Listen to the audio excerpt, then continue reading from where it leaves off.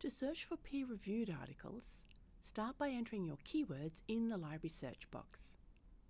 Click Search. In most databases, peer-reviewed is an option in the filters. In Library Search, you can choose Online and Peer-reviewed. This list now contains articles from peer-reviewed journals. If you need to double-check that a journal is peer-reviewed, copy the name of the journal and use a database called UlrichsWeb to find out. To find UlrichsWeb, use Find Databases on the library website. Enter the name of the database, UlrichsWeb, into the search box and click Search. Click on the title to connect. You will need to enter your QUT login. Paste the name of the journal to check in the UlrichsWeb search box and click Search.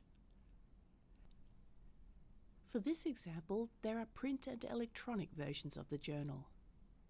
This symbol at the beginning of the line indicates that the journal is peer-reviewed. Click on the title for more details to find the full record for the journal.